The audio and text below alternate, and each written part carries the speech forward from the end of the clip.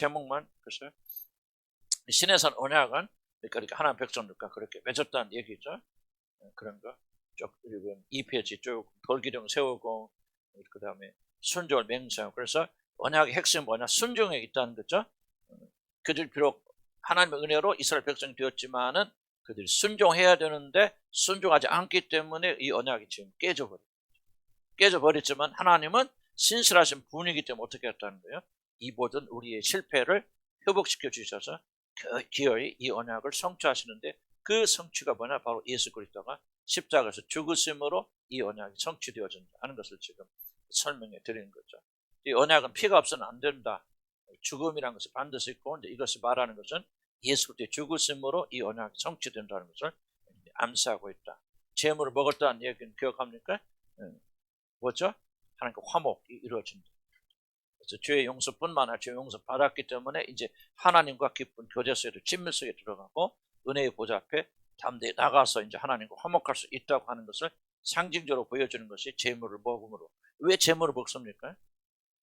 재물을 먹고 화목한다는 것은 뭐예요? 바로 예수 그리스도의 죽으심으로 인하여서 우리가 하나님과 화목하게 됩니다. 그래서 예수님이 성만찬을 받으죠. 내가 내 살을 먹고 내 피를 마시지 않으면 다 연결된 언약인. 그래서 고대 구약 시대는 뭡니까? 이거 모르지만은 잡았잖아요. 제물로 드리잖아요. 그걸 먹잖아요.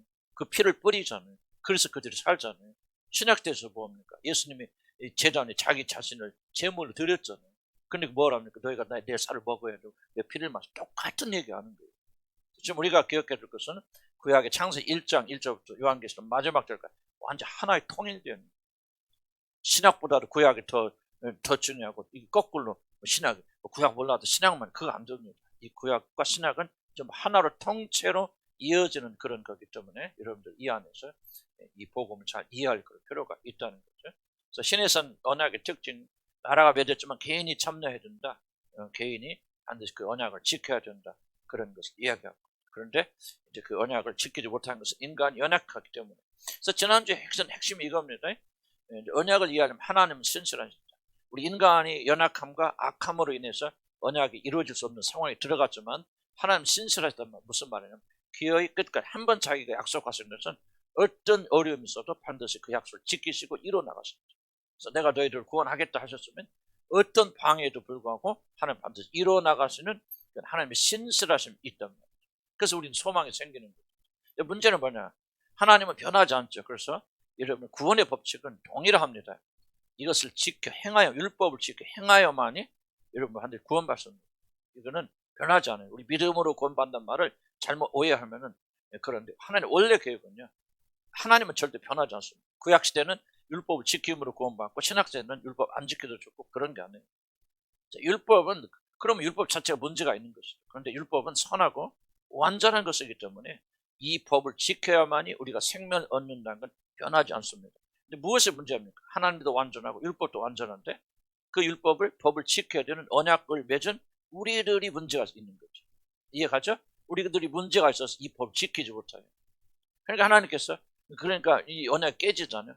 그러니까 하나님께서 아니야, 이게 아니구나, 이 율법으로 내가 구원받지 못하니까 안 돼 하고 이 율법을 폐기하시는 게 아니에요. 이 율법은, 그러면 폐기한다면 율법 자체에 문제가 있다는 거죠. 율법은 완전한 것이기 때문에요, 하나님 율법을 지켜 행하는 것은 하나님이 결코 폐하지 않습니다.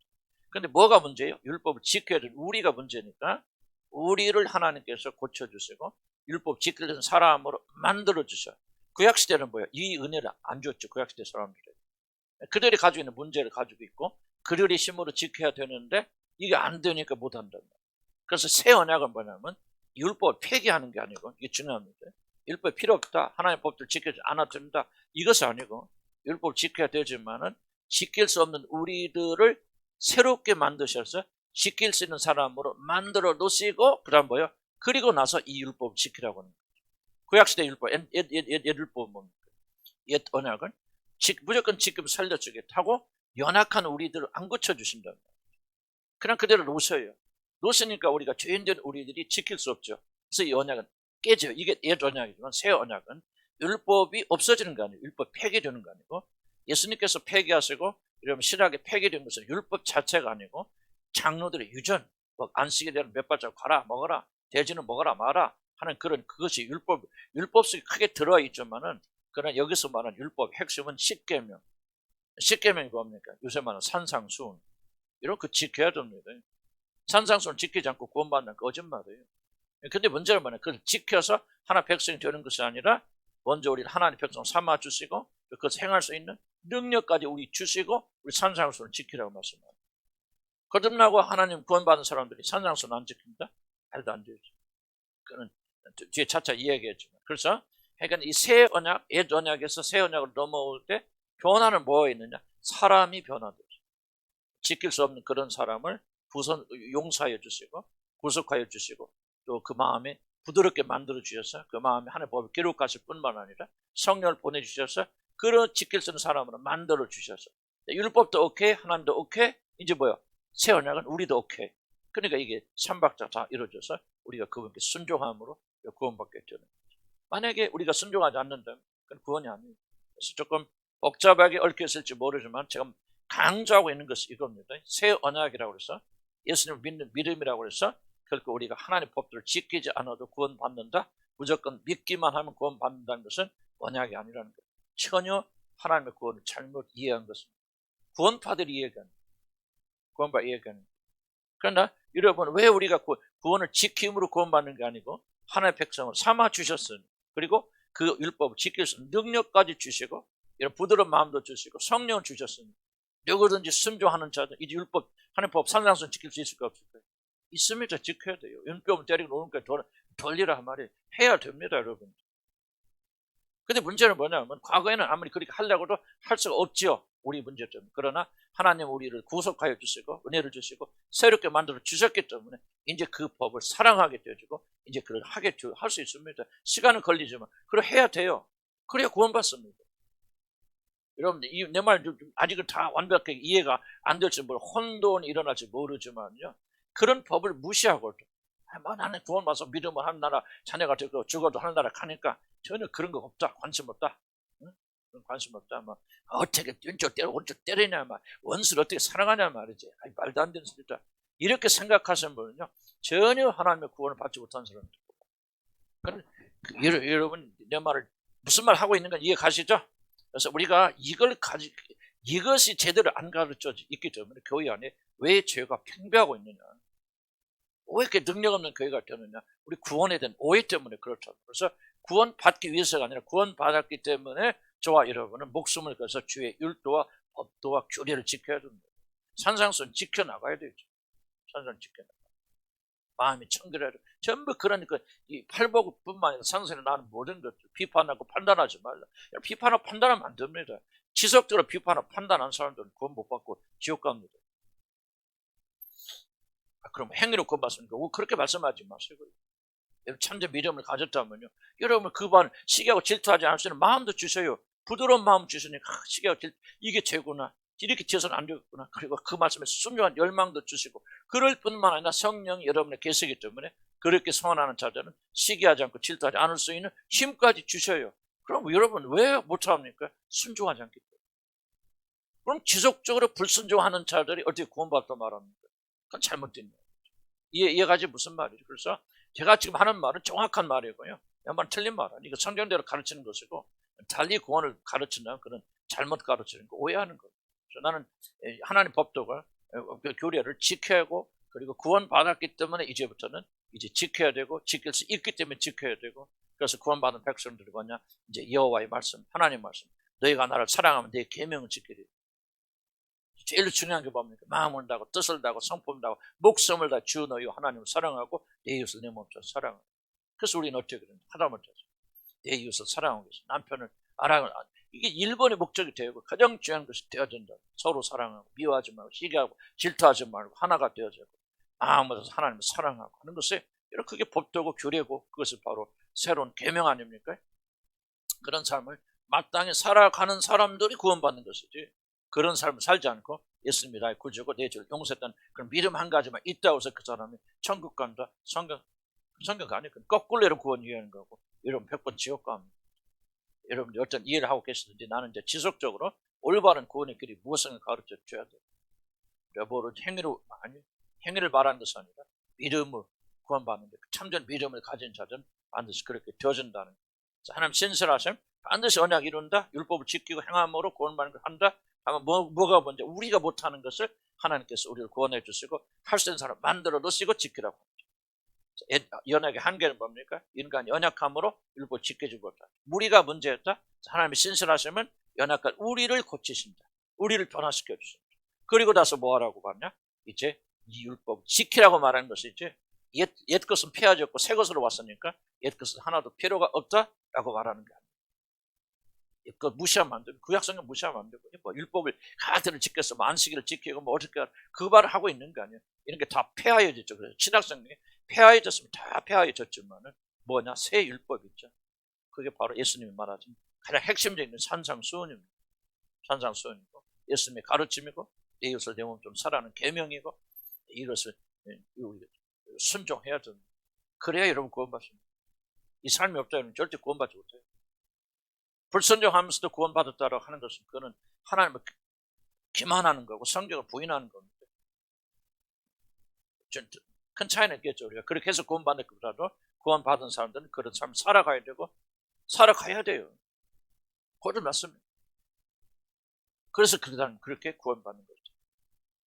그래서 첫 번째 법은 깨질 수밖에 없다는 강조했죠. 지난번에 완고하고 굳은 마음, 모세가 그냥 첫 번째 돌파 부쉈잖아요. 그것은 반드시 첫 번째 마음 깨져야 됩니다.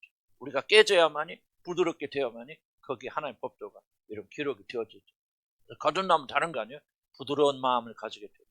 깨어진 마음. 그래서 그 마음 뭐야? 하나님 말씀 사모하죠. 사랑하고 주의 법대로 살려고 강렬한 열망이 일어나죠. 열망이 일어나죠. 그리고 그런 사람에게 성령을 보내주셔서 그것을 지키고 행할 수 있는 그런 사람으로 만들어주십니다. 그걸 쭉 만들었죠. 그래서 우리 그 12페이지 한번 볼까요? 이게 좀 과정이 중요하니 어떻게 과정, 지난 설명해 다시 한번 반복할게요. 어떻게 하나님께서 우리를 그렇게 만들어? 첫째, 우리들이 죄가 용서됩니다. 죄가 용서되죠. 예수 그리스도가 우리 택한 자들의 죄를 가지고 2000년에 이런 십자가에서 죽었으므로 그때 우리 모든 죄는 용서됩니다. 우리가 잘해야 물법을 지켜야만이 용서되는 게 아니에요. 죄의 용서가 먼저 옵니다. 먼저 옵니다. 그래서 이것을 믿음으로 그때 구체적으로 우리 것이 되든지 뭐든지 그건 뭐 중요한 것보다는 어쨌든 죄가 용서. 그래서 예수 그때 속죄 제사를 받으시고 하나님께서 더 이상 우리 죄를 묻지 않기로 그렇게 하나님 하시고 우리 죄를 눈과 치겠다 선언하시고 우리 죄를 깨끗게 하여 주시고 다 용서해 주십니다. 이게 1번이에요. 그런데 이제 1번이 거듭 용서 받았는데 이제 거듭나게 되어질 때 순서가 바뀔 수도 있겠지만 그러나 거듭나게 되어질 때 여러분 죄인임을 깨닫고 여러분 고백하고 예수님 나의 구주로 받아들여서 뭐가 되느냐? 여러분들이 그것을 이제 믿고 받아들일 수 있게 되죠. 내가 용서됐구나. 하나님의 자녀구나 하는 것을 믿게 되어지죠. 그리고 거듭나게 될 때 뭐죠? 하나님께서 여러분의 모든 걸 바꾸어 주시죠. 성품. 이제 가장 큰 변화가 언제 일어납니까? 거듭날 때 일어납니다. 거듭나면요. 모든 변화가 거기서 일어나요. 사실 거듭난 사람 회심하고 이제 시간은 좀 걸릴 수 있겠지만 그러나 거듭난 사람은 나중에 회개하고 주님께 돌아오고 그런 과정을 겪지만은 거듭날 때는 여러분 우리에게 필요한 모든 것들이 그 순간에 주어집니다.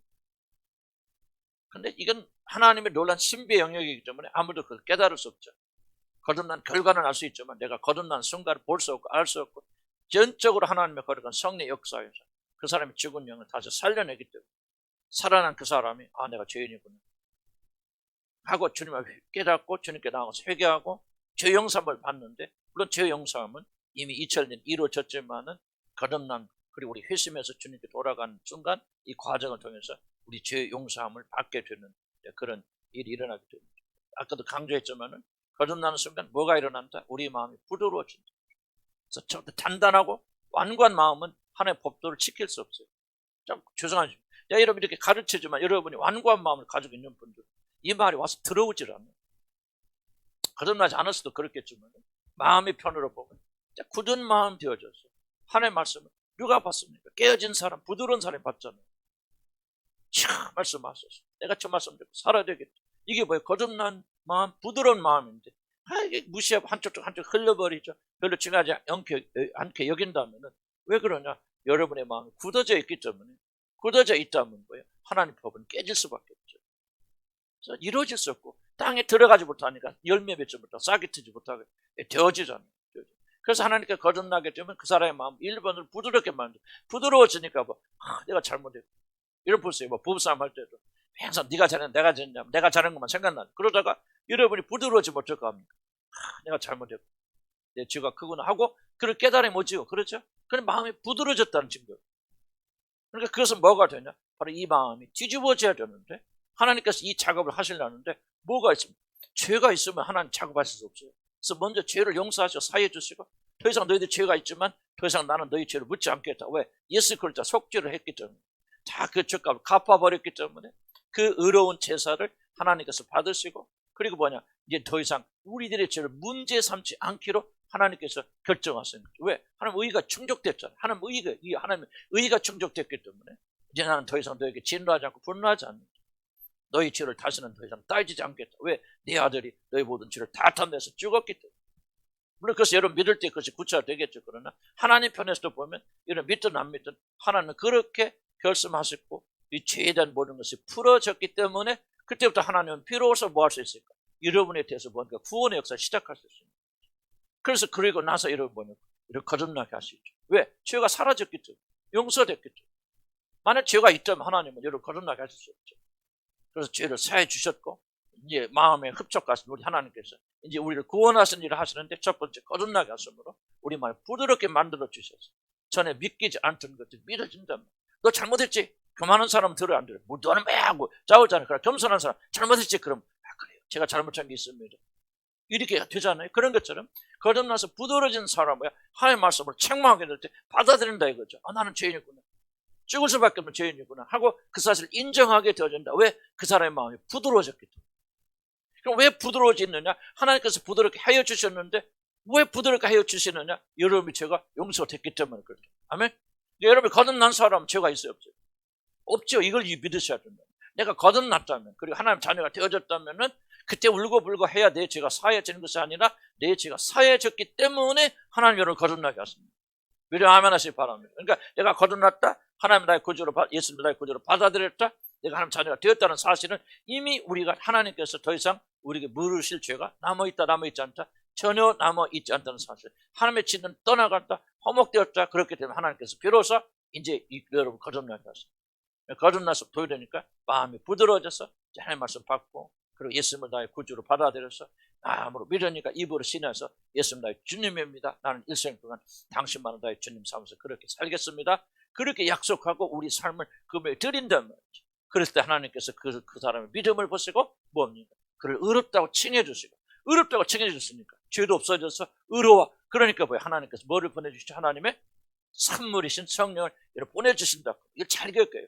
여러분 거듭나지 않고 여러분 죄가 용서되지 않은 상태에서 여러분 하나님 성령을 보내줄 수 없어요. 하나님 성이 머물 수는 있죠. 사울같이 성이 머무르면서 능력을 주시고 나를 이끌어서 힘은 주시지만은 그 사람 마음속에 성이 들어가셔서 거하실 수 없어요. 죄인들은. 그래서 하나님께서 성령을 선물로 주시기 위해서 뭐하냐? 죄를 예수님을 통해서 죄를 다 사해 주시고 용서해 주시고 그리고 여러분 마음을 거듭남 통해서 부드럽게 만들어 주시고 여러분이 부드러워지니까 하나님의 말씀을 믿고 고백하면서 나는 죄인입니다. 예수 그리스도만이 나의 죄를 용서할 수 있습니다. 나는 그 사실을 믿고 그분이 나를 위해서 죽었다가 삶 안에 부활하는 것을 믿습니다. 이 신앙 고백하게 되잖아요.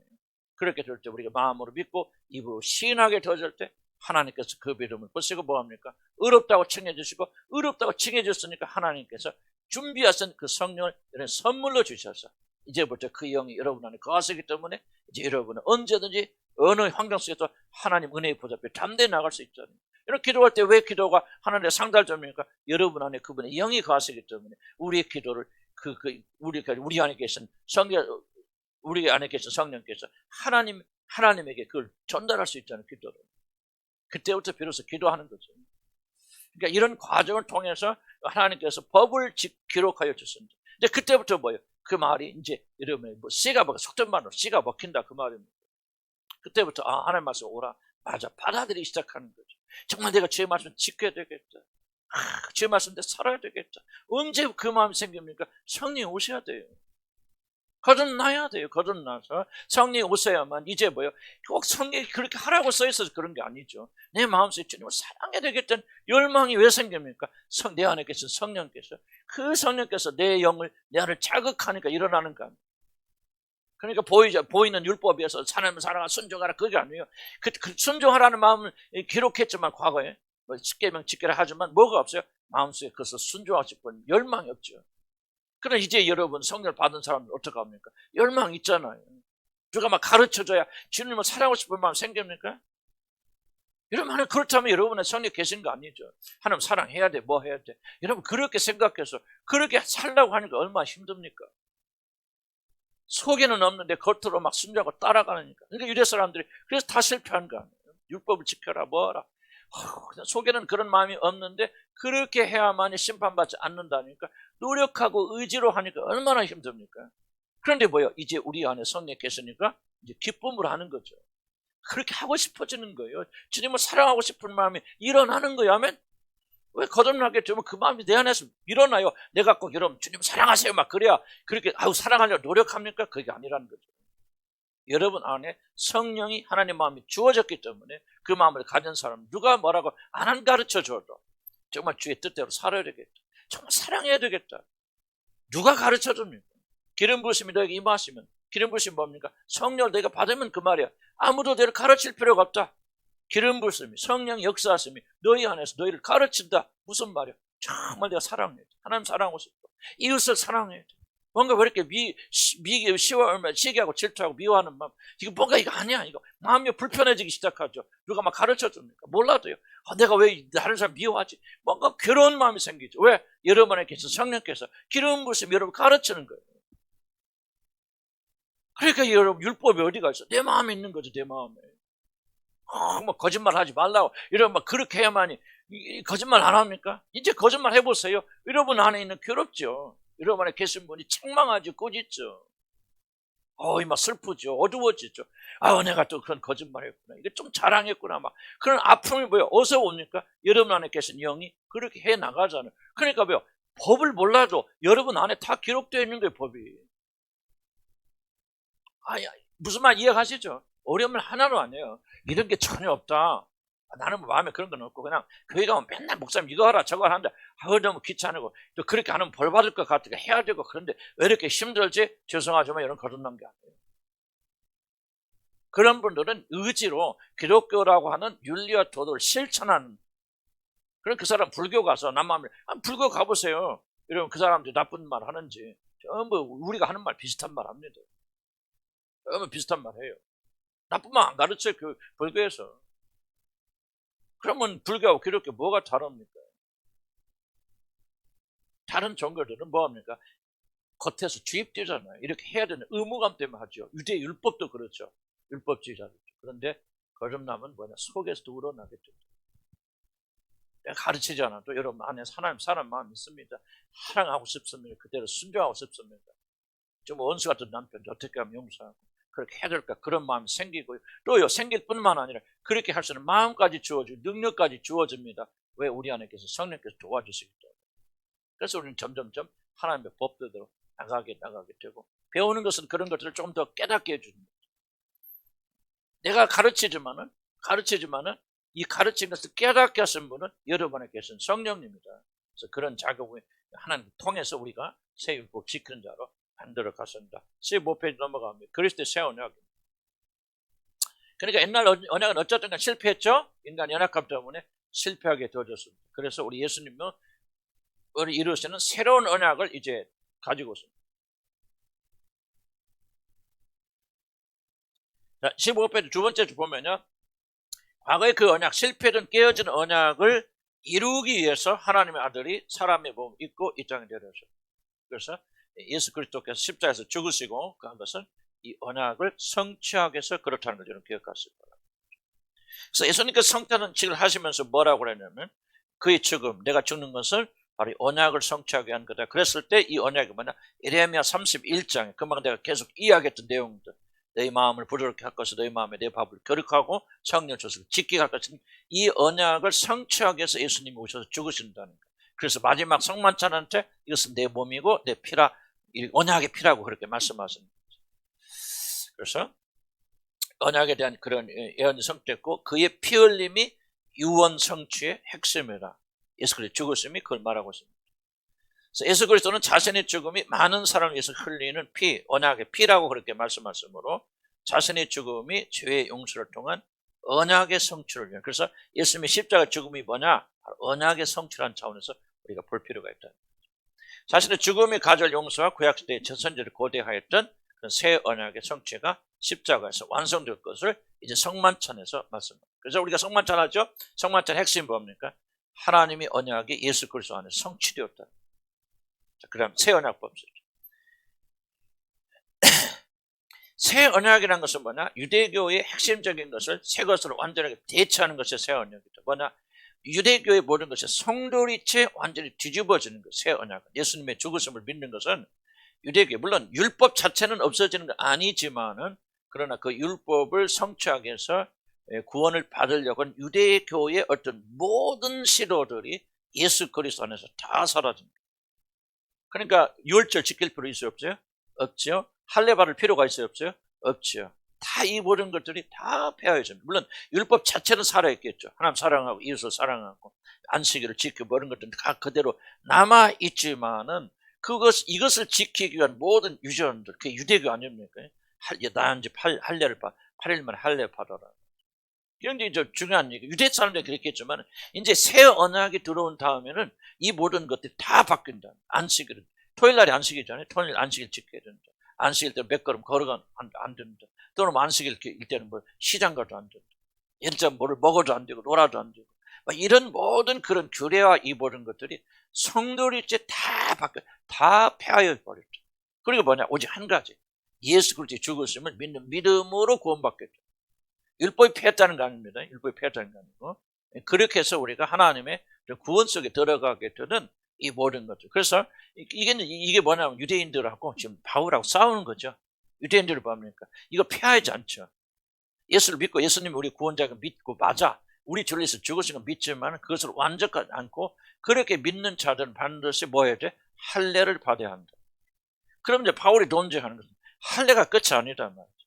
할례를 시작하는 것은 지금 너희들이 전한 모든 유전들, 안식일을 지켜야 되고, 안식일 날 여러분 걸어가면 안 되고, 먹으면 안 되고, 일어서면 안 되고, 일하면 안 되고, 뭐 비비면 안 되고, 별 수백 가지, 뭐 800 몇 가지인가 있다고 그럽니다. 그런 걸 다 지켜야 된다고 말하는 거예요. 그건 새 언약이 아니다. 다시 옛날 언약을 복귀하는 거다 그 말이죠.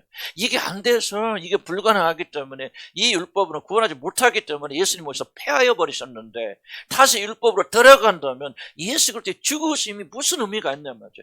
왜 사도 바울이 생각해 보죠. 할례 받아. 그거 하나 받으면 되잖아. 뭘 그게 됐습니까? 할례 받아. 그래 할례 받자. 이렇게 하면은 사도 바울은 일생 동안 핍박 안 받았거든. 교회 안에 싸움이 없었거든요.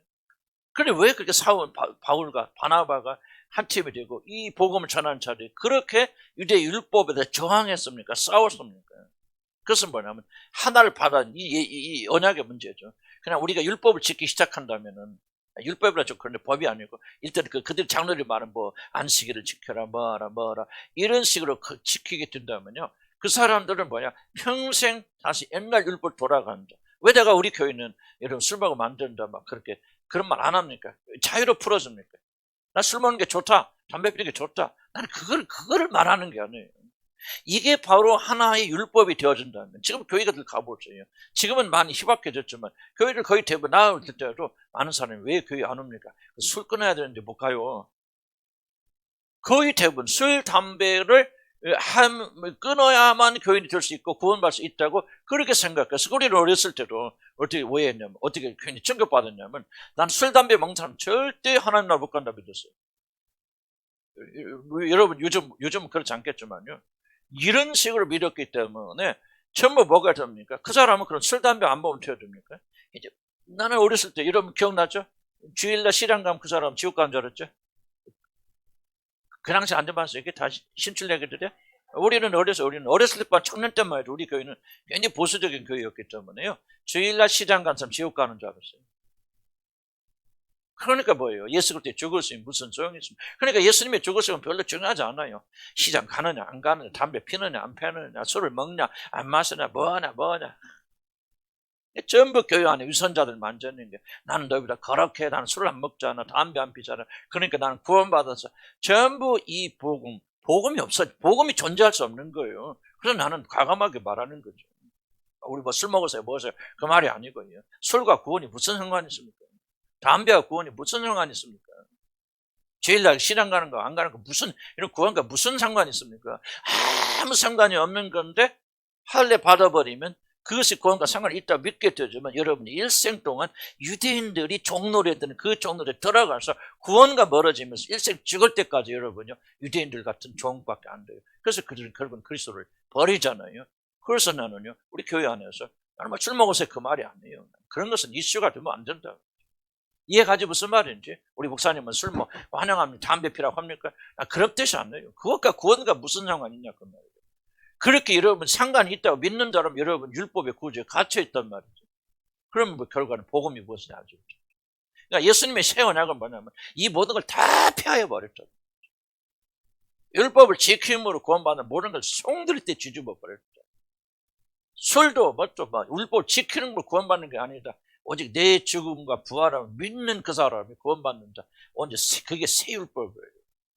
나는 모르겠어요. 여러분들이 얼마나 진지하게 믿는지 생각할지 모르겠지만은 또 요즘 시대는 좀 이런 말을 구시대 우리 시대만 해도 정말 이거는 결정적인 문제입니다. 교회가 복음이 죽어간 이유는 뭐야? 율법 때문에. 예수를 믿는 믿음으로 구원받는 게 아니고 무슨 순복음교 하면서 똑같은 얘기는 순복음교 뭐 합니까? 예를 들면 나다닐 때 그래서 지금은 좀 바뀌었겠지만 방언 안 하면 그런 구원 못 받았다고. 그래서 우리는 막 방언 받아야 돼 무조건. 나 순복음교 출신이잖아. 그죠? 순복음 중앙 내 정영기 목사님한테 은혜 받은 사람. 나는 그렇게 별짓 다 해봤지. 그럴 때 그때는 뭐 아니 거의 공식적이야. 방언 못 받으면 구원 못 받는 거야. 그래서 나는 막 이 손목에 다니자 막 그럼 어디로 가서 오살리 금식기던 나 쥐뿔나게 다닌 사람이야. 나도 꽤 투자하고 방언 받은 사람. 왜? 방언해야 구원 받지. 그러면 그리스도의 죽으심이 여기서 속죄사역이 뭐냐? 속죄사역 의미 없어져 버리죠. 그때부터. 내가 방언하니까 그때부터 구원 확신을 가집니다. 이게 뭐가 엄청나게 잘못되어 있단 말이에요. 이 복음이 그리스도예요. 큰미련교회 가보세요. 큰미련교회 구원이 뭔지 아십니까? 체험해야 돼. 하늘나라 갔다 와야 돼. 그래야 구원받아요. 이게 얼마나 무서운 일인가를 모르. 바울이 뭐를 가지고 그렇게 싸웠냐. 이것 갖고 싸운 거예요. 예언과 방언하면 구원받았다. 그러니까 아니라는 거예요. 오직 우리 구원은 믿음으로 새 언약 예수 그리스도의 죽으시고 부활하신 이 사건을 믿는 믿음으로 우리가 구원받지. 거기 플러스 알파 아무것도 없다. 카톨릭이 왜 이단입니까? 큰미련교회가 왜 이단입니까? 왜 다른 사람 이단입니까? 이 복음을 잘못 가르쳤잖아요. 플러스 알파잖아요. 우리 교회는 뭡니까? 악착같이 지켜나가요. 복음 소해야 되죠. 새 언약은 뭐냐? 성드릴 때 특별하죠. 오직 예수의 죽으심과 부활을 믿는 이 믿음으로 구원받는 거다. 그 다음에 17페이지 봅시다. 17페이지. 하나님 백성. 하나님께서 새 언약을 통해서 하나님 백성 만든 새 언약은 예수의 죽으심과 부활을 믿는 믿음으로 하나님 백성이 되어줍니다. 그런데 중요한 것은 이것은 전혀 자, 신해산 개혁합니다. 신해산은 거꾸로죠. 신해산은 율법을 주시고 율법을 지킴으로 하나님 구원받는 거죠. 물론 하나님 백성 이미 돼 있죠. 돼 있지만은 그들이 이 율법을 다 지켜 행하여만이 구원의 완성에 들어갑니다. 새 언약은 뭡니까? 그렇게 할 필요 없다. 오직 믿음으로 이제 들어가게 되어지고 그리고 구원 받았으니까 하나님의 법도를 지키는 거죠. 그래서 하나님의 백성을 뭐를 만들어지나? 바로 이 언약, 계약에 대해서 여러분이 예수님 나의 구주로 받아들인다는 것은 무슨 말이에요? 구원받자는 말은 이 언약 속에 계약 속에 들어와 있다는 거예요. 그래서 우리는 이 계약을 좀 잘 이해해야 됩니다. 그런데 자 보세요. 처음에는 하나님의 신해산 계획을 주셨다. 이것은 우리가 율법 지킴으로 구원받는다. 그런데 이게 안 되니까 다시 새 언약을 주셔서 예수님 통해서 구원한다. 이게 아니라는 거죠. 하나님 원래 계획은 처음부터 이 은혜로 믿음으로 구원받는 계획이에요. 그래서 이 신해산 계획이 주어지기 430년 전에 누가? 아브라함하고 하나님 언약 맺을 때 하나님은 율법의 언약을 맺은 거 아니에요. 그때 율법 없었습니다. 아브라함이 율법 안 주죠. 오직 뭐 하니까? 아브라함이 하나님을 믿으니 그 믿음을 의로 여기시더라. 자, 의로 여겼단 말이에요. 그분이 구원받았다는 얘기입니다. 그때 아브라함. 칭의가 됐단 말이에요. 의롭다고 됐단 말이죠. 무엇으로? 그렇죠. 율법이 일어나기 430년 전에 그런 믿음으로. 그런데 430년 흐른 뒤에 하나님께서 율법을 주시죠. 지킴으로 구원받아라. 그리고 이것이 안 되니까 이제 예수 그리스도를 통한 새 언약을 주셔서 이 언약을 지킴으로 이렇게 되어지는데, 하나님께서 이제 중간에 시내산 언약이 좀 끼어드는 것이지, 율법을 지키는 것이지. 왜 하나님께서 이런 것을 하셨을까 하는 그런 질문을 우리가 던질 필요가 있죠. 그래서 율법과 은혜의 충돌을 봅니다. 은혜의 복음을 전하신 뒤 430년 흐른 뒤에 하나님은 시내산에서 율법을 주시고 이스라엘을 언약을 맺게 되어줍니다. 율법의 약속은 이미 자신의 백성 삼은 이들에게 주신 법을 이들이 진실되게 지킬 때, 아무리 백성 되어서 아무리 개인적인 요소가 있다고 그랬죠. 뭐가 중요하다고 그랬습니까? 하나님 국가적으로 이스라엘과 하나님 언약을 맺었지만, 그럼 무슨 요소? 개인적 요소. 그 개인이 뭐 할 때? 순종하고 지킬 때 그 언약은 살아있다고. 살았게 돼.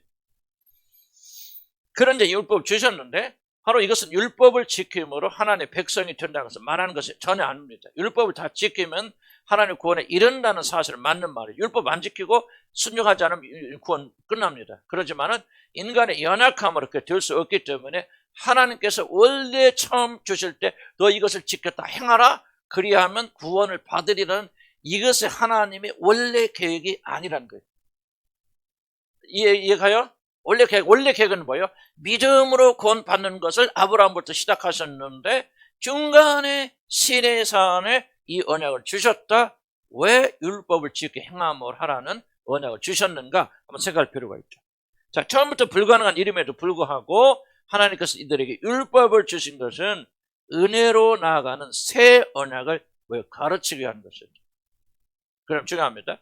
인간이 율법을 지키는 일이 완전하게 실패함으로 신에서는 언약 주잖아요. 그런데 이들 지켜요, 못 지켜요? 한 명도 지키지 못하죠. 사도 바울도 지키라고 뻘버둥 쳤지만은 안 되고 나중에 담에색 동에서 예수님 만나면서 은혜로 그리고 구원받게 되었죠. 그러니까 인간 중에서 신의 산에서 주신 그 율법을 지킴으로 구원받는 사람은 있어요, 없어요? 단 한 명도 존재하지 않습니다. 인간이. 그러면 왜 하나님께서 이렇게 주셨는가? 바로 이런 율법의 실패함으로 뭐를 인정하냐면 자기 자신의 무능력, 인간 중에서는 아무리 노력하여도 지킬 수 없다는 무능력을 인정하지 않고서는 결코 하나님의 은혜를 향해 손버리지 않기 때문이죠. 이런 주목해 보세요. 마틴 루터, 종교를 일으키는 마틴 루터가 어떻게 그렇게 그 사람이 은혜를 오직 믿음으로 구원받는다는 이것을 주장했습니까? 가톨릭 속임수도 아니다 하고 반발을 일으켜서 그걸 주장하게 됐습니까? 마틴 루터는요, 행위로 구원받기 위해서 몸부림을 쳤던 사람입니다. 마틴 루터 같이 경건하게 하나님 가톨릭에 충실했던 사람도 없어요. 모든 걸 지켰어요. 심지어 뭘 하냐, 구텐베르그 성당이라고 계단에 올라가면 유럽에 가보면 유럽의 성당 굉장히 높은 곳에 짓고 계단 몇백 개 계단이 있거든요. 그거를 뭐 합니까? 아무것도 걸치지 않고 여기다 가죽 보리 안 하고 맨 살로 거기를 무릎을 꿇고 그걸 기어서 올라갑니다. 요새 어디 갑니까? 네팔이 아니고 어디지? 중국에 있는데. 티벳 가면 사람들이 뭐 합니까? 이거든. 이거 가고 또 일어서 뭐라고 하던데. 우리나라 정치인도 하더라고. 옛날 추미애 씨도 그거 했잖아. 잘못하면서 엎드려서 막 이러고. 추미애 얘기하면 반맛 없으니까. 죄송합니다. 나 반맛 없어. 나 같은 고향 사람이라도 반맛 없어. 그런 식으로 마틴 루터가 해서 1년에 한 번씩 했다고 피가 철철철 흘려. 그리고 고행을 했어요. 그런데 고행을 하고 뭘 하고 가톨릭 하는 대로 다 지켰는데도 구원의 확신이 없는 거예요. 그래서 마틴 루터가 고민하고, 그 사람은 신학자입니다. 마틴 루터는 원래 신부였지만은 신학자거든요. 계속 하나님 말씀 연구하다가 딱 한 말씀 그걸 사로잡은 거예요. 뭐죠? 우리가 계속 주일마다 하는 거. 나의 의인은 오직 믿음으로만 살아요. 이 말씀 한마디 확 마틴 루터 쓰러져. 그럼 중요한 겁니다. 그래서 그를 구원받았는데 마틴 루터가 왜 그렇게 그 복음을 알게 됐습니까? 이 전 과정 있잖아요. 전 과정. 그렇게 노력하고 그렇게 막 발바닥에 다 까지면서 피를 철철 흘린 채로 고행을 하면서 구원을 찾았지만 자기 힘으로는 전혀 구원을 이룰 수가 없단 말이에요. 그러니까 자기 안에서 무기력, 무능력, 나는 어떤 노력을 해도 절대 구원을 이룰 수 있는 율법을 지키는 사람이 아니야라는 사실을 마틴 루터가 몸소 캐치하면서 그렇게 받아들였고 깨달았기 때문에 복음의 문이 열리는 거죠. 누구도 이런 구원을 받으신 분들은요, 다 100% 동일한 조건을 들어갑니다. 다 해보고 나름대로 하고 열심히 노력하고 살아보는데 전혀 내 힘으로는, 내 능력으로는 전혀 살 수 없다. 이건 나에게는 선한 것이 아무것도 없구나. 완전 나 실패자구나. 아무것도 나는 선한 것이 없고, 그리고 나는 정말 내 힘으로는 나 자신을 구원할 수 있는 그런 사람이 아니구나. 여러분 마음속 중심에 깊이 깨닫게 되어질 때만이 여러분 복음의 문을 열어요. 저는 예의가 없습니다.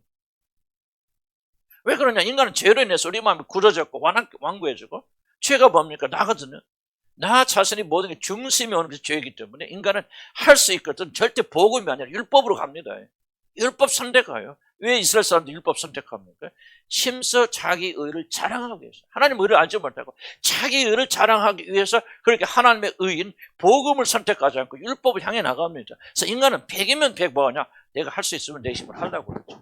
하나님 돕지 않아도 내 힘으로 살 수 있습니다. 노력합니다. 그러다 보면 깨지고 부서지고 해보니까 이렇게 노력해도 안 되고 죽었다 깨어나도 안 되고 마틴 루터가 자기 막 살이 다 벗겨지고 피를 흘리면서 그런 고행을 하고 그 다음에 그 막 수행을 하고 그렇게 하나님 율법을 다 법을 지키기 위해서 그렇게 발버둥 쳐도 구원에 확신이 없었단 말이죠.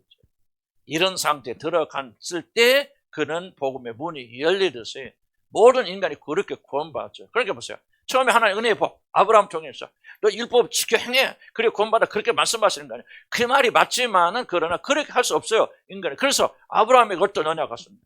아브라함이 믿음을 가지니까. 너 어떻게 구원받는 줄 알아? 하나의 별을 보여주시죠. 너 네 몸에서 난 이삭, 그 후손이 바로 이렇게 많은 후손이 될 거야. 그게 뭐 말입니까? 예수 그리스도 오셔서 죽으시고 부활하신 그 사건을 믿는 사람 한 사람의 죽으심으로 인해서 그것을 믿음으로 구원받는 백성들이 이렇게 많아질 거야. 그 말씀하시는 거예요. 지금 이상 얘기 하는 거 아닙니다. 하나님께서 예수를 통해서 인류를 구원하시고 그 믿음을 구원하실 것을 말씀하시거든요. 그 사실을 믿으니 하나님께 너는 의로운 자여 죄 없어. 내가 너의 모든 죄 다 용서해 줄게. 뭐를 믿으니? 아브라함이 뭐를 믿었다는 겁니까? 중요합니다. 아니죠. 예수 그리스도를 믿은 거죠. 성경에 말하죠. 아브라함이 때가 올 것을 보고 기다리다가 내 때를 나를 보고 기뻐하고 즐거워했느니라. 이게 지금 아브라함 물론 다 인식을 못했을 모르지만 아브라함이 구원받은 것은요. 예수 그리스도를 믿는 믿음으로 구원받은 거예요. 이게 하나님의 유일한 법이에요. 하나님 이렇게 이 언약으로 구원하기로 하셨어요. 다른 구원의 방법이 없어요. 그러나 인간은 죄로 인해서 뭐예요? 자기가 할 수 있다고 믿어요. 예수 아니어도 그 믿음이 아니어도 믿지 않아도 우리는 얼마나 우리를 구원할 수 있다. 지금 여러분 다 그렇게 발버둥 치잖아요. 왜 이렇게 힘듭니까? 까놓고 얘기해 보세요. 왜 이렇게 사는 게 힘들고 고생입니까? 이유 딱 하나입니다. 하나님 제껴버리고 내 힘으로 살려내니까 힘이 들죠. 사도 바울을 향해서 뭐라고 말합니까? 사도 바울이 그 다메섹에서 딱 예수님 만나잖아요. 그때 뭐라고 그래요? 예수님께서 내가 가시채로 뒷발질하기가 힘드니 가시채는데 뒷발로 막 팍 하는데 다 찔리지. 무슨 말입니까? 제가 네 힘으로 구원받고 네 힘으로 살고 참 안쓰럽다. 힘들지. 여러분 인생 힘든 거 이유 딱 하나의 환경이 어렵고 거짓말하지 마세요. 불신자들 좀 그렇게 말하면 안 됩니다. 뭐가 그렇게 힘들까? 왜 힘듭니까? 여러분의 힘으로 살려고 하는데 안 되니까 힘든 거지. 하나님의 능력이 아니라 여러분이 지혜로 여러분의 삶을 여러분 차원으로 살려니까 그렇게 힘든 거 아니에요. 그런데 언제 복음 엽니까? 해보니까 부딪히고 하고 내 삶대로 안 돼. 그리고 나에게는 선한 것이 하나도 없구나. 저밖에 없구나. 이것도 할 수 없고 저것도 할 수 없어. 전적으로 자기 자신의 무기력과 무능력을 깨달을 때만이 인간은 뭐야? 그때 겸손해져서 구원을 향해서 문 열 수 있게 해줘요. 그래서 하나님께서 이걸 가르치는 거예요. 유대인들 보라 해봐라. 율법 한번 지켜봐. 발버둥 쳐봐라.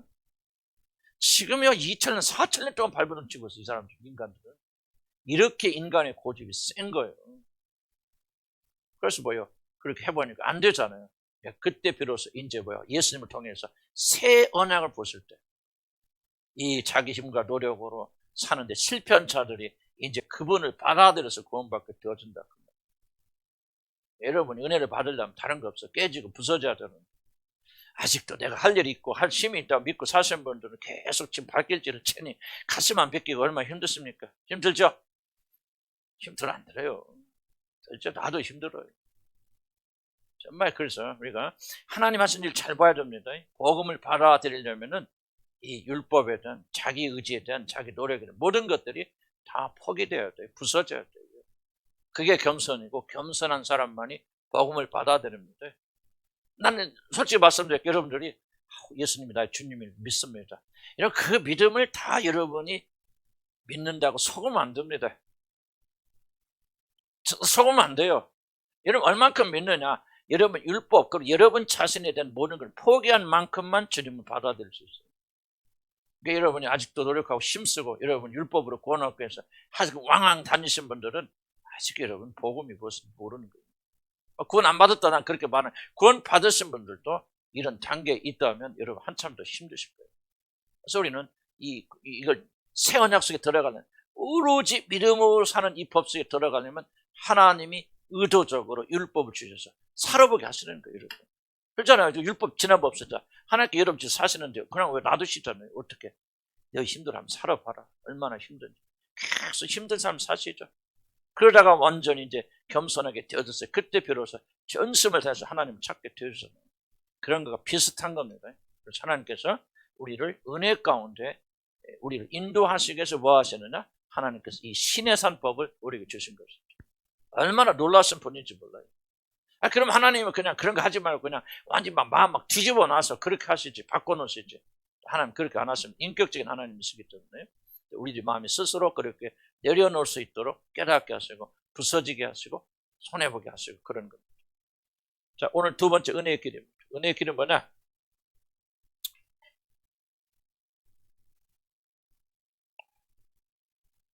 앞에서 한 얘기인데 다시 한번 읽어볼까요? 율법은 구원의 길을 가르쳐주는 길, 안내자 역할을 합니다. 봉학선생이라고 그러죠? 안내자. 그러니까 이 율법에 실패한 사람들이 뭐냐? 은혜로 들어오는 거예요. 처음부터 은혜로 들으면 얼마나 좋을까요? 그런데 그렇게 되는 인간 없어요. 전부 다 실패하고 힘들고 다 깨지고 정말 내 힘으로 할 수 있는 것이 없구나. 그래야 여러분이 진짜 은혜의 길로 들어옵니다. 그래서 이걸 길 안내자 또는 봉학선생이라 그렇게 말하는 거죠. 율법을 지킴으로 구원을 받으려는 인간의 헛된 노력의 행위로는 그 누구도 하나님 앞에서 완전할 수 없다는 너무나도 명확한 진리를 깨달아 하나님 은혜 앞에 무릎 꿇도록 돕습니다. 하나님은 구원의 유일한 길이 은혜의 길밖에 없다는 사실을 처음부터 분명히 하셨지만은 인간의 죄로 인해서 그걸 받아들일 수 없죠. 그러니까 뭐예요? 받아들일 수 있는 사람으로 하나님 만들어 가세요. 그게 뭐죠? 고난과 어려움과. 그러니까 율법 지키려고 발부딪히잖아요. 바울 보세요. 바울이 처음부터 하나님께서 그를 부르셨다면 바울이 은혜의 길로 들어왔을까요? 나는 어려울 것 생각. 바울이 뭐 이렇게 목숨을 다해서 그 율법을 다 지키려고 했는데 아직까지 그는 구원받지 못할 구원의 확신이 없잖아요. 그러다 은혜의 주님 만나서 그가 이렇게 변화되죠. 나간 거다 그렇게 생각이 되어져요. 그래서 우리가 율법이 육신으로 말미암아 연약해서 할 수 없는 것을 하나님은 십자가의 은혜로 우리를 구원하여 주신다. 인간이 연약함 때문에 인간이 구원을 받을 수 있는 유일한 길은 오직 은혜의 길밖에 없습니다. 우리가 구원받는 길은 처음부터 하나님께서 율법을 지켜 행함으로, 율법 맞는 말이지만 그러나 내가 앞에 설명했죠. 그러나 우리 인간으로서는 율법을 지켜 행함으로 우리가 구원받는 것은 하나님의 원래 계획이 없는 거예요. 왜? 인간은 죄이기 때문에 못 지켜요. 원칙은 맞죠. 우리가 율법을 다 지켜, 하나님의 법들을 다 지켜 행하면은 우리가 구원받을 수 있어 없어요? 구원받을 수 있지만은 우리 죄인된 우리들은 그렇게 가능해 불가능해요. 불가능하기 때문에 하나님께서 처음부터 그런데 불가능한 법을 주시면서 이것을 너희 구원받으라. 하나님은 그런 계획이 아니에요. 그러니까 하나님은 처음부터 마지막까지 은혜의 법으로 우리를 구원하시는 게 유일해요. 왜? 우리 조건 때문에. 중요한 질문은 그것을 여러분이 깨닫고 받아들이려면 이게 중요한 거죠. 깨닫고 받아들이려면 반드시 뭐냐? 여러분이 은혜의 길밖에는 내가 취할 길이 없다는 사실을 발견하고 깨달아야 돼요. 그게 뭐냐? 율법을 통해서 부서지는 것이죠. 그렇게 했는데도 불구하고 안 된다면 우리는 그런 것이 없구나, 할 수 없는 존재구나. 그래서 그때부터 비로소 우리가 손을 벌려서 하나님께 은혜를 구하게 되어집니다. 그래서 난 이 구원의 길은요, 우리 실제 우리들의 삶 속에서 이런 일과 거의 똑같은 일이라 생각합니다. 여러분 언제 진짜 여러분 하나님 은혜에 손 벌립니까? 구원 못 받았다는 얘기야. 구원 받은 사람들도 언제 진심으로 전심으로 여호와 하나님의 자비하심만 구하겠습니까? 깨지고 부서져야 돼. 깨지고 부서져서 겸손하고 가루처럼 부서질 때 그때 뭡니까? 주님, 나는 주의 은혜 외에는, 주님의 사랑 외에는 주님 앞에 나갈 길이 없나이다라고 말하는 것은, 물론 입으로는 그렇게 말하지만은 우리가 부서지지 않은 부분이 있다면 우리 마음의 무의식 중심은 사실은 거꾸로죠. 그러니까 입술의 고백과 이런 마음의 중심은 다를 수 있죠. 믿음은 어디서 믿어요? 마음으로 믿고 구원받잖아요. 그 마음으로 믿는다면 여러분 속 사람이 동의한다는 얘기죠. 내가 정말 주님의 은혜밖에 살 수 없습니다 라고 말하는 사람은 그 사람의 행동까지 다 변화되죠. 속 사람이 그렇게 믿는 거죠. 마음으로 믿기 때문에 고백해야 되는데 죄송하지만 우리는 마음으로 믿지 않는 걸 고백해요. 무슨 말 이해가시죠? 사실 살짝 믿어요. 얼마 안 믿어요. 은혜가 아니고 내가 할 수 있어. 그렇게 내가 노력하고 내 힘이 가득 차 있지만 우리는 입술로 그렇게 고백하기 때문에 뭐가 되냐? 구원의 역사가 안 일어나요.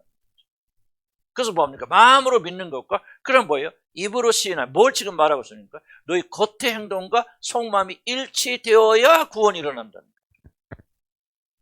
거예요. 무슨 말이 가죠? 그러니까 여러분 속의 마음의 생각과 고백이 일치하지 않는다면 지금은 솔직히 말해서 거의 일치하지 않죠. 10% 일치하는 20% 일치하는 난 모르겠어요. 그러나 우리들의 고백이 반드시 그것과 일치되는 거 아니에요. 이게 지금 문제라 그 말이에요. 그러니까 마음으로 믿는데 얼마 믿어? 10% 믿어. 그런데 입으로 얼마 고백해? 100% 고백해? 그럼 그 사람은 몇 퍼센트 믿는 거야? 10% 믿는 거야. 그래서 우리가 믿음 달라고 말할 때는 아까 오전에 설교했지만 왜 우리 행위와 이 믿음의 고백이 그렇게 중요하냐? 일치되어야 이게 참 믿음이라 그 말이죠. 그럼 일치되려면 뭐하냐? 그만큼 뭐예요? 깨져야 되죠.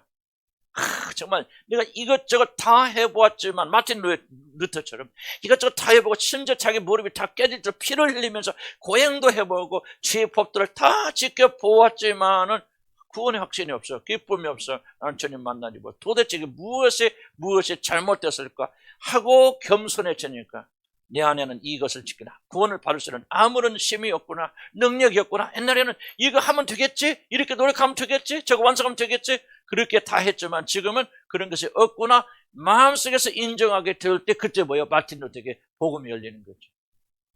나의 의인은 오직 믿음으로 살리야. 마틴 루터가 그렇게 깨달았을 때 그 말씀을 몇 번 읽었을까? 수천 번을 읽었을 거죠.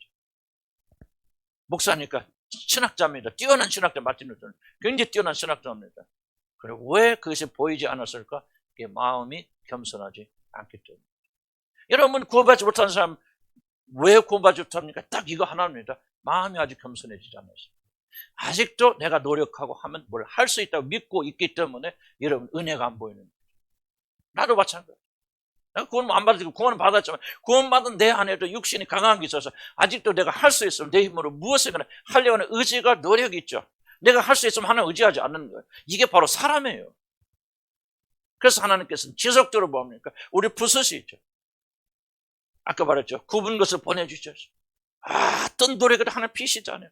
계속 우리를 고난 속에 늦게 하시고 어렵게 하시고 힘들게 만드시고 굽어버리신다 그 말이에요. 뭐 하려고. 아까 점심 먹을 때 어떤 분하고 자기 자녀가 너무 힘들다 졌다 그런 얘기는 자세한 얘기를 고통하셨죠. 노력해서 안 되죠. 하나님만이 굳게 하셨다. 누가 그걸 피겠습니까? 그럼 왜 하나님께서 그렇게 굳게 하십니까? 뭐를 하기 위해서? 인생은 아무리 힘도 없고 무기력하고 무능력하셔서 네가 하나님의 인자와 자비하시면 바라는 것 외에는 너희 구할 것이 없다. 사람은 오직 믿음으로 구원받는 것이 너 행위로 구원받는 게 아니야. 왜 그런 줄 아냐? 너희에게는 그런 능력이 아무것도 없기 때문에. 근데 그것을 깨닫는데 수십 년이 걸린다. 이해갑니까?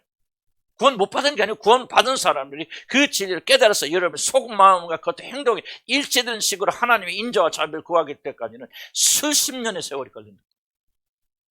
해야죠. 왜? 그렇잖아요. 우리는 복음을 이해할 수 없고 받아들일 수 없기 때문에. 그래서 하나님께서는 그를 깨주기 위해서 율법을 보내주시고 신화선에 율법을 주시면서 지키라고 하는 것이지 너희도 이거 지킬 수 있으니까 해봐 그렇게 하신 것이 아니라는 거죠. 그래서 신에서 언약은 깨지게 되어 있죠. 아시고 하나님 주신 거예요. 말은 틀린 말은 이것을 지켜 행하라 그럼 구원을 받으리라. 맞는 말이 진리지만은 그들의 죄악과 연약함과 악함 때문에 결코 그것을 지킬 수가 없으니까 하나님께서는 그것을 미리 하시면서 신의 산 언약을 주신 것은 뭐냐? 이걸 통해서 이렇게 되어진 깨진 민족들 이 집을 회개하고 그렇구나. 하나님 은혜밖에 없구나 하고 예수님께 납작 엎드려서 그분을 받아들이도록 그렇게 아들을 보내주셨는데 이스라엘 백성을 보합니까? 아직도 완고하여서 그 예수를 거절하고 거부하고 있잖아요. 그냥 그들이 지옥에 가야지. 지옥에 1000번 만번 가도 마땅하죠. 여러분들 똑같은 거예요. 똑같은 이야기를 여러분 삶에 적용해야 됩니다. 그래서 정말 여러분이 하나님의 은혜와 자비 앞에 전심으로 겸손하게, 그러면 사람 다 변합니다. 나도 그 믿음이 부족하고 여러분도 부족하니까 오늘 이 말씀을 잘 배워나가면서 그랬구나 하고 지식을 습득하는 것이 아니라 오늘 우리들이 어떻게 하나님의 은혜 앞에 들어갑니까? 이 부분, 왜 하나님께서 우리 삶에 이런 고난을 겪어주시고 내 실패를 주셨고 이렇게 굽은 것을 하나님 허락해 주셨을까? 우리가 미워서가 아니라 이런 과정을 통해서 모아서 하나님께서 여러분을 은혜께로 인도하십니다. 왜 그런 일을 하십니까? 하나님 우리를 사랑하시기 때문에 그런 거 아니겠어요? 어떻게 깨우치시려고, 알게 하시려고.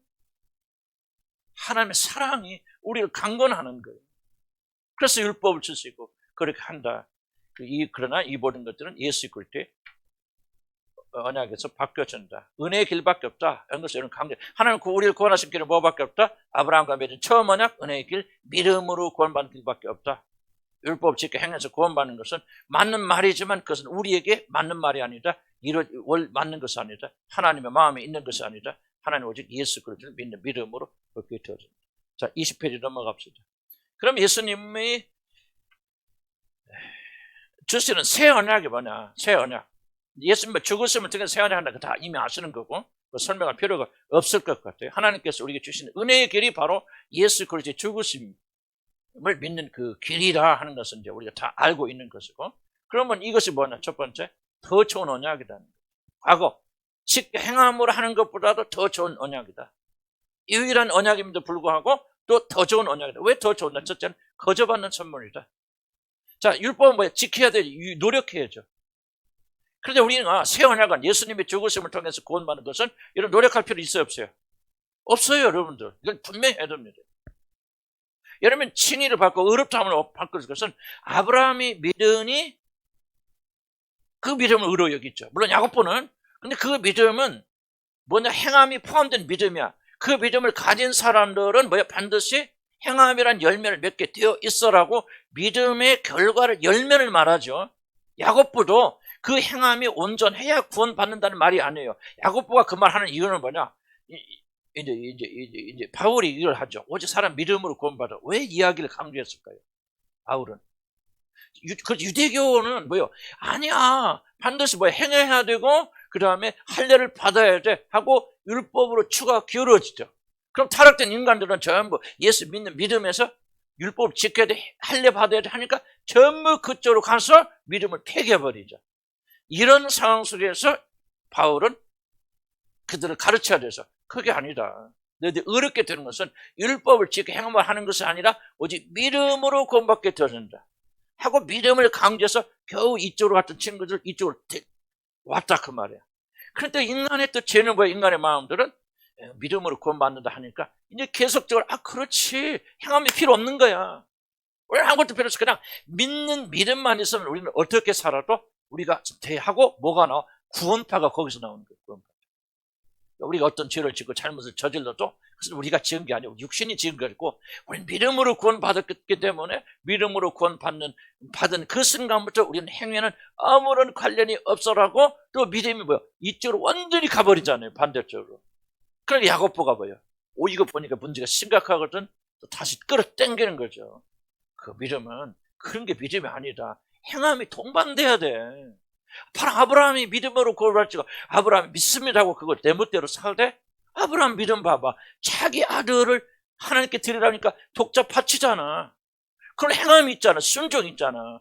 그러니까 하나님께서 그것을 보시고 너가 나를 경외하는 참으로 알게 하느라, 그의 믿음이 뭐예요? 그냥 단순한 믿음으로 끝나는 것이 아니라 행함이 있었기 때문에 참된 믿음으로 인정받는 거 아니냐. 그래서 이걸 이쪽으로 땡기잖아. 무슨 말 이해하실까? 그래서 우리는 어떤 것을 이해를 해야 되냐면, 우리는 믿음으로 구원받지만 그 믿음은 행위와 연관이 있다 없다? 반드시 있다는 거죠. 행하면 나는 믿습니다. 예수님의 구주로 믿습니다. 그리고 나의 죄를 용서해 줄 믿습니다. 나는 자유롭습니다. 해망스럽습니다. 하고 내 멋대로 살아가고 주의 규례와 법도를 지키지 않는다면은 그거는 구원과 관계없는 죽은 믿음이다. 여러분 참된 믿음을 가졌다면 그 사람 반드시 행함으로 나타나게 되는데 열매 맺게 될 때 열매 맺는 없는 그런 믿음은 죽은 믿음이다. 행함이 없는 죽음은 죽은 믿음이다. 그래서 강조하는 거죠. 어쨌든 더 좋은 언약은 뭐냐? 아무것도 우리가 할 것이 있다 없다? 없어요. 이게 이제 믿음의 신변이죠. 그러니까 자 보세요. 유대인들이 왜 율법에 추구합니까? 뭐를 자랑하기 위해서? 자기 의를 내서. 그러니까 여러분 구원받아서 올바른 방식으로 여러분이 구원을 받았다면 자랑할 것이 있겠어 없겠어? 전혀 없죠. 이게 핵심입니다. 만약에 여러분들이 구원받고 여러분이 하나님 자녀가 되는 것에 대해서 어떤 공로도 여러분에게 인정되고 여러분이 공로를 주장한다면 그건 올바른 구원이 아니에요. 거저 받는 선물이에요. 왜 나은 겁니까? 구약시대는 구원받기 위해서 발부둥 쳐야 됩니다. 지켜야 됩니다. 정말 살인적인 노력을 해야 돼요. 그런데 신계약은 뭐예요? 새로운 계약, 예수님께서 주신 계약은 그럴 필요 전혀 없어요. 믿기만 하면 돼요. 믿어야 되는데 진실로 믿게 되어지니까 하나님께서 거저 여러분에게 주신다. 그 말. 거저 받았으니까 우리가 구원받은 자들은 하나님 앞에서 전혀 자랑할 수가 없잖아요. 자랑할 수 없죠. 그래서 우리는 하나님께만 영광 돌리게 되어진다. 첫째, 거저 받는 선물. 두 번째, 새 언약의 우월성입니다. 옛 언약은 죽이는 거 봐요. 옛 언약은 뭡니까? 뭐 하지 마라, 하지 마라, 하지 마라. 그래서 보니까 아우 내가 이거 했구나, 또 저거 했구나. 옛 언약은 뭐 지속적으로 우리를 고발하고 고소하고 죽음에 처합니다. 우리가 얼마나 죄인인가를 드러낼 뿐이죠. 그러나 새 언약은 뭐냐? 우리를 살리는 거예요. 하늘에서 뭡니까? 아벨의 피, 그리스도의 피가 하늘에서 우리를 외친단 말이에요. 그런데 그 피는 뭐냐? 아벨의 피보다 더 나은 피니라 그러죠. 아벨의 피는 뭐예요? 원수 갚아달라. 나 억울하게 죽었어요. 의로운 나를, 형이 나를 죽였습니다. 이 원수 갚아주세요 하고 이게 지금 하늘에서 이렇게 억울하게 죽은 자들이 계속 이렇게 외친다 그 말이에요. 이게 아벨의 피거든요. 근데 그리스도의 피는 뭐예요? 저들의 죄가 용서되었습니다. 내가 갚았습니다. 아버지 저들을 처벌하지 마시고 저들을 죽이지 마시고 심판하지 마시옵소서. 내가 저들의 모든 죄를 내가 대신 갚았나이다. 이게 바로 예수 그리스도 피가 하늘에서 계속 외치는 거예요. 상징인지 진짜인지 난 모르겠어. 그러나 어쨌든 성이 말한 게 그런 표현이거든요. 그러니까 뭐예요? 아벨의 피, 율법의 피 뭐예요? 이 사람 죄를 지었어요. 잘못했습니다. 저는 안식일 안 지켰고 주일날 슈퍼 갔고요. 저때 롯데마트 갔어요. 저때 어디 갔어요. 계속해서 술 한 번 먹어서 몰래 저기서 집에서 포도주 한 잔 마셨네요. 계속 정죄하죠. 율법은. 그러나 예수 그때의 의의는 뭐냐? 내가 저 사람이 어떤 죄를 지었어도 내가 저 죄 다 갚았습니다. 아버지 십자가에서 남김없이 갚았습니다. 이게 바로 새 언약이죠. 그러니까 우리가 새 언약을 믿는 사람들은 뭐하냐? 바로 율법보다 훨씬 더 뛰어난 그런 새로운 언약이죠. 다른 언약일 뿐만 아니라 어떤 언약이요? 훨씬 더 나은 언약이에요. 그래서 누구든지 예수 그리스도를 믿는 믿음을 가지게 되면 구약의 성도들이 그렇게 성취하려고 발버둥친 그 놀라운 구원을 여러분이 성취하게 되어진다. 더 나은 그런 언약을 가지고 있다. 세 번째, 옛 언약을 완성한다. 옛 언약이 폐해지는 것이 아니다는 것 표현인 거죠. 예수 그리스도의 죽음으로 인해서 그 모든 언약들이 온전하게 이루어졌다. 우리 주가 남겨진 용서했다. 그런 얘기입니다. 자, 그러면은 몇 페이지? 두 페이지, 22페이지, 23페이지 봅시다. 그럼 이 언약을 받아들이고 이 언약을 받아들이게 되어질 때 어떤 일이 일어난다? 두 가지 일어나면 첫째, 최후의 길입니다. 무슨 말입니까? 이 언약 위에 다른 언약이 우리가 필요 없다는 거죠. 최종판이란 겁니다. 자, 첫 번째 언약은 보세요. 첫 번째 언약은 불완전하기 때문에 하나님께서 더 낫고 완전한 새 언약을 우리에게 주시잖아요. 그럼 이 새 언약도 모자라고 부족하면 어떻게 될까요? 또 다른 언약으로 나가야 됩니까? 아니라는 거죠. 그럴 필요가 없다는 거예요. 자, 보세요. 첫 번째 언약이 왜 깨졌습니까? 언약 자체는 완전하고 완전했어요? 완전하지 않았습니까? 완전하죠? 그런데 누가요? 우리가 언약을 지키는 우리가 이런 문제가 있어요. 그런데 새 언약은 잡으세요. 새 언약은 뭐냐? 우리의 죄를 용서하여 주실 뿐만 아니라 플러스 뭐예요? 더 중요한 것은 우리를 전혀 다른 사람으로 만들어 주시죠. 이게 새 언약, 십자가의 능력이 어떤 강력한 그런 중요한 겁니다. 자, 다시 한번 예수 그리스도가 죽으심으로 피를 흘려 주심으로 우리들의 죄가 용서되었을 뿐만 아니라 그건 1차죠. 더 중요한 것은 뭐냐? 우리를 새로운 사람 온전히 바꿔주십니다. 부드러운 마음을 주시고 새 마음을 주시고 그 마음을 실천할 수 있는 마음을 주시고 거기다가 그 마음대로 살 수 있는 성령의 능력까지 부어주셔서 전혀 다른 존재가 되어졌기 때문에 뭐 한다는 거예요? 이 율법을 우리들이 완성할 수 있다는 거예요. 끝났다는 얘기입니다. 자, 새로운 율법이 필요한 건 뭐예요? 하나님 우리에게 주신 언약에 완성이 못 되는 거죠. 율법이 있어요. 완전한데 율법 지키는 우리가 문제가 있어서 안 지켜져요. 안 지켜지니까 지킬 수 있는 새 법을 주셔야죠. 그런 새 법을 주시는데 완벽하게 이루어진다면 새 것이 필요해요? 필요하지 않아요? 예? 저는 필요하지 않죠. 필요하지 않는다면, 완벽하게 이루어진다면. 그런데 그것이 바로 예수 그리스도의 십자가의 구원을 통해서 이것이 여러분이 완전히 이루어진다. 자, 예수님이 우리 죄를 용서해 주실 뿐만 아니라 구원을 받은 사람들은 이걸 꼭 기억하고 믿으셔야 됩니다. 여러분의 죄가 용서받았을 뿐만 아니라 하나님의 말씀대로 법도대로 살아갈 수 있는 사람으로 이미 예수 그리스도 안에서 우리가 뭐요? 변화되고 바뀌어졌단 말이에요. 여러분, 이 사실을 믿지 못한다면 여러분 결코 여러분 이 놀라운 언약을 완성할 수 없어요. 구원을 안 받았으면 어쩔지 없지. 거듭나지 않았거나 성령 받지 못했다면 그건 아무런 의미가 없죠. 왜? 실제로 안 바뀌었기 때문에. 안 바뀐 사람은 바뀌었다고 믿으라고 하는 것도 거짓말이고 그렇게 살라는 것도 안 부정 말이죠. 그러나 여러분 진짜 거듭나고 성령 여러분이 계시다면 그것이 무엇을 의미하고 있느냐? 여러분이 확실한 증거를 다 볼 수 없다 할지라도 그것이 의미하고 있는 것은 우리 죄가 사해졌을 뿐만 아니라 하나님의 법을 지킬 수 있는 사람으로 이미 그리스도 예수 안에서 우리가 바뀌어졌고 변화되어졌다. 누구든지 이 사실을 믿고 순종하기만 하면은 하나님의 법, 구원의 길은 완성된다. 한 명도 불완전하게 실패할 사람이 없다는 걸 지금 우리에게 가르쳐 주고 있는 거예요. 이것을 믿는 믿음으로 살아가는 거예요. 믿음이라는 것은. 믿음하면 하시 바랍니다. 열심히 노력해서 변화되는 것을 이미 예수 그리스도 안에서 그런 사람이 되어졌고 보배로운 피가 우리의 죽은 행실에서 너희를 깨끗게 하지 못하겠느냐 말이지. 무슨 말이에요? 여러분 과거의 습관이 아무리 강하다 할지라도 죄가 아무리 크다 할지라도 여러분이 진심으로 하나님의 아들의 죽으심의 피를 믿는다면 그 하나님의 놀라운 피가 너희들이 죽은 행실에서 어찌 깨끗하게 하지 못하겠느냐. 그런데 뭐야? 믿지 않기